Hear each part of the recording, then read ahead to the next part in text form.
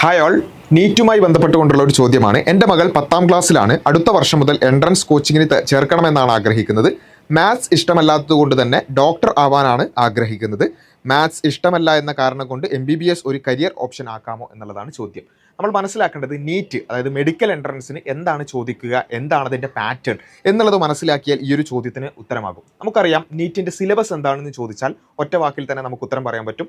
+1 +2 സിലബസിലുള്ള അല്ലെങ്കിൽ +1 +2ലുള്ള NCERTയിലുള്ള biology, physics and കെമിസ്ട്രിയാണ് ഈ നീറ്റിന് ചോദിക്കുക, അല്ലെങ്കിൽ അതിൻ്റെ സിലബസ് ആയിട്ടുള്ളത് നമുക്കറിയാം. അപ്പോൾ സ്വാഭാവികമായിട്ടും ആളുകൾ ചിന്തിക്കുക, പലപ്പോഴും കുട്ടികൾ പറയുന്നൊരു കാര്യം, എനിക്ക് മാത്സ് ഇഷ്ടമല്ലാത്തത് കൊണ്ട് ഞാൻ മെഡിക്കലിലേക്ക് പോവാണ് അല്ലെങ്കിൽ ഡോക്ടർ ആവാനാണ് ആഗ്രഹം എന്നുള്ളത്.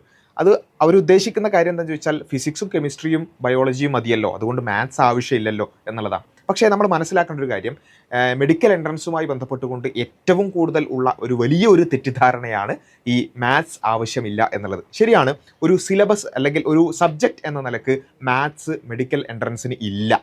ബട്ട് നമ്മൾ മനസ്സിലാക്കേണ്ടത്, മാത്സ് അറിയാത്ത ഒരു കുട്ടിക്ക് ഒരിക്കലും മെഡിക്കൽ എൻട്രൻസ് കിട്ടില്ല എന്നുള്ളതാണ്. കാരണം എന്താണെന്ന് ചോദിച്ചാൽ, നിങ്ങൾക്ക് മെഡിക്കൽ എൻട്രൻസിൻ്റെ ക്വസ്റ്റ്യൻ പേപ്പേഴ്സ് അവൈലബിൾ ആണ്. അത് ചെക്ക് ചെയ്താൽ നിങ്ങൾക്ക് മനസ്സിലാകും.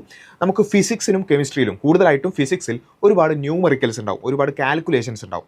ആ കാര്യങ്ങൾ ചെയ്യണമെന്നുണ്ടെങ്കിൽ നിങ്ങൾക്ക് മാത്സ് അറിഞ്ഞേ തീരുള്ളൂ. ഇത് തന്നെ നമ്മൾ മനസ്സിലാക്കേണ്ടത്, ജസ്റ്റ് മാത്സിൻ്റെ ബേസിക്സ് കൂട്ടാനും കുറക്കാനും അറിയുക എന്ന നിലക്കുമല്ല, കുറച്ചുകൂടിയൊക്കെ മാത്സ് ഹയർ ലെവലിലും അറിയണം എന്ന് മാത്രമല്ല, അതിൻ്റെ സ്പീഡ് വളരെ ഇമ്പോർട്ടൻ്റ് ആണ്. മാത്സ് അറിഞ്ഞാൽ പോരാ, സ്പീഡിൽ അത് ചെയ്യാൻ സാധിക്കുക എന്നുള്ളതും വളരെ ഇമ്പോർട്ടൻ്റ് ആയിട്ടുള്ളൊരു കാര്യമാണ്. അതുകൊണ്ട് മാത്സ് ഇഷ്ടമില്ലാത്ത അല്ലെങ്കിൽ മാത്സ് സ്പീഡില്ലാത്ത ഒരാൾ മാത്സിൽ അതിൽ നിന്ന് രക്ഷപ്പെടാൻ വേണ്ടി പിന്നെ മെഡിക്കൽ എൻട്രൻസ് എഴുതുക എന്ന് പറയുന്നത് ഒരിക്കലും ശരിയായൊരു കാര്യമല്ല.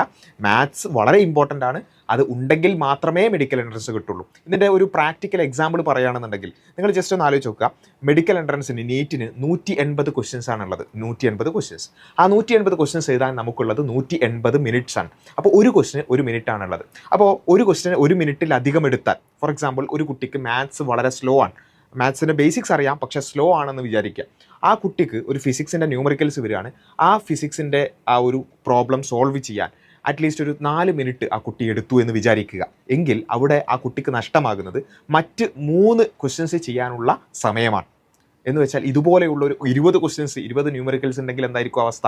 ഇതാണ് പലപ്പോഴും സംഭവിക്കുന്നത്. നമ്മൾ മനസ്സിലാക്കേണ്ടത്, മെഡിക്കൽ എൻട്രൻസിൽ ഇത്രയേറെ ക്വസ്റ്റ്യൻസ് അല്ലെങ്കിൽ ഇത്രത്തോളം നമുക്ക് തെറ്റിപ്പോയാൽ അല്ലെങ്കിൽ അതിന് സമയമെടുത്താൽ ഒരിക്കലും നമുക്ക് മെഡിക്കൽ എൻട്രൻസ് കിട്ടുകയില്ല എന്നുള്ളതാണ്. അതുകൊണ്ട് നമ്മൾ മനസ്സിലാക്കേണ്ടത്, എൻട്രൻസ് എക്സാമുകൾക്ക്, പ്രത്യേകിച്ച് മെഡിക്കൽ എൻട്രൻസിന് മാത്സ് വളരെ ഇമ്പോർട്ടൻ്റ് ആണ്.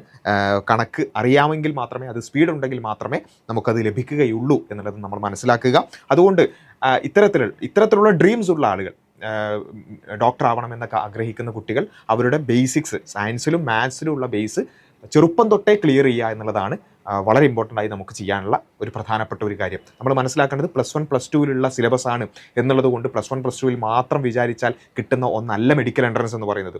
+1 +2ൻ്റെ സിലബസ് പരിശോധിച്ച് നോക്കിയാൽ നിങ്ങൾക്ക് മനസ്സിലാവും, 9ൻ്റെയും 10ൻ്റെയും തൊട്ട് അഡ്വാൻസ്ഡ് വേർഷനാണ് +1ലും +2ലും ഉള്ളത്. അപ്പോൾ 9ഉം 10ഉം അറിയാമെങ്കിൽ മാത്രമേ +1 +2 നമുക്ക് പഠിക്കാൻ പറ്റുള്ളൂ. 6 മുതൽ ഉള്ള ബേസിക് സയൻസ് ക്ലിയർ ആണെങ്കിൽ മാത്രമേ 9th and 10th നിങ്ങൾക്ക് കൃത്യമായി പഠിക്കാൻ സാധിക്കുള്ളൂ. അപ്പോൾ ഇതെല്ലാം കണക്റ്റഡ് ആണ്. അപ്പോൾ ചെറിയ പ്രായം തൊട്ടേ ഫൗണ്ടേഷൻസ് ക്ലിയർ ചെയ്യുക, അല്ലെങ്കിൽ സയൻസും മാത്സും കൃത്യമായി അത് മൾട്ടിപ്പിൾ ചോയ്സ് ഓറിയൻറ്റഡ് ആയിട്ട് പഠിക്കുക എന്നുള്ളതാണ് ഡോക്ടർ ആവാൻ ആഗ്രഹിക്കുന്ന ചെറിയ കുട്ടികളെ സംബന്ധിച്ചിടത്തോളം അവർക്ക് നമ്മൾ കൊടുക്കേണ്ടുന്ന ഒരു ഗൈഡൻസ് അതാണ് എന്നുള്ളതാണ് പറയാനുള്ളത്. അപ്പോൾ അതുകൊണ്ട് തന്നെ നമ്മൾ എക്സാം ബൈ ലേണിംഗ് ചെയ്യുന്ന കാര്യവും ഇത് തന്നെയാണ്. 6 മുതൽ 10 വരെ ക്ലാസ്സുകളിലുള്ള കുട്ടികൾക്ക് അവരുടെ സയൻസ് ആൻഡ് മാത്സിൻ്റെ ഫൗണ്ടേഷൻസ് ക്ലിയർ ചെയ്യുക എന്ന ഉദ്ദേശത്തിലാണ് നമ്മളൊരു ഫൗണ്ടേഷൻ കോഴ്സ് റൺ ചെയ്തുകൊണ്ടിരിക്കുന്നത്. ഓൺലൈൻ ആയിക്കൊണ്ടാണ്. ഓരോ കുട്ടിയെയും പേഴ്സണലി കണക്ട് ചെയ്തുകൊണ്ട് ഒരു പേഴ്സണൽ മെൻറ്റർഷിപ്പോട് കൂടിയുള്ള ഈ ഒരു പ്രോഗ്രാമിൻ്റെ അടുത്ത വർഷത്തേക്കുള്ള അഡ്മിഷൻ ആരംഭിച്ചിട്ടുണ്ട്. അടുത്ത വർഷം 6 മുതൽ 10 വരെ ക്ലാസ്സുകളിൽ പഠിക്കുന്ന കുട്ടികൾക്ക്, നിങ്ങളുടെ മക്കൾക്ക് ഇത് ആവശ്യമാണ് എന്നുണ്ടെങ്കിൽ താഴെയുള്ള ലിങ്ക് വഴി രജിസ്റ്റർ ചെയ്ത് നിങ്ങൾക്ക് അതിൻ്റെ കൂടുതൽ ഡീറ്റെയിൽസ് അറിയാവുന്നതാണ്.